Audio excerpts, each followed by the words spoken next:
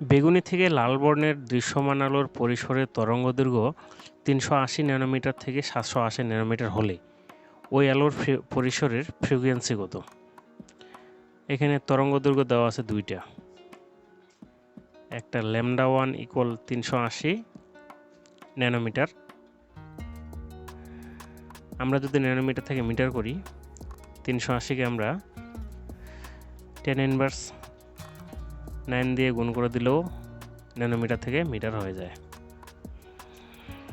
কারণ আমরা জানি 1 মিটার = 10⁻9 ন্যানোমিটার। এই জন্য ন্যানোমিটার থেকে মিটার করলে 10⁻9 মানে 10⁻9 দিয়ে ভাগ করলে এটা 10⁻9 মিটার হয়ে যাবে। তাহলে এই অবস্থায় আমরা একবার ফ্রিকোয়েন্সি বের করব ν1। দ্বিতীয় তরঙ্গদৈর্ঘ্য 780, λ2 = 780 ন্যানোমিটার। তাহলে 780 × 10⁻9 মিটার। এই তরঙ্গদৈর্ঘ্যের জন্য ফ্রিকোয়েন্সি কত হবে? ν2 = what?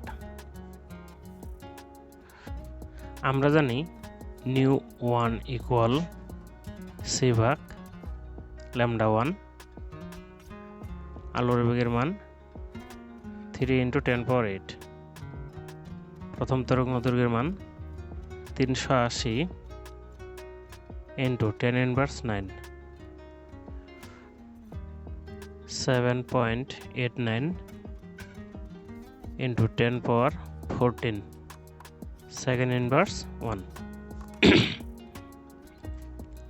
আবার ν2 = c/λ2। আলোর বেগের মান 3 × 10⁸। আর দ্বিতীয় তরঙ্গদৈর্ঘ্যের মান হচ্ছে 780 × 10⁻9, 780 × 10⁻9। উত্তর আসবে 3.84 × 10⁻14, সেকেন্ড ইনভার্স 1। আমাদের প্রশ্নটা চাইছে ওই আলোর পরিসরের ফ্রিকোয়েন্সি কত। তাহলে উত্তর হবে আলোর পরিসরের ফ্রিকোয়েন্সি হলো এত থেকে এত পর্যন্ত।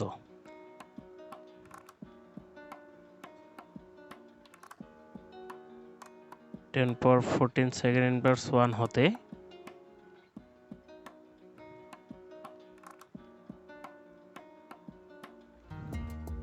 14 সেকেন্ড ইনভার্স পর্যন্ত।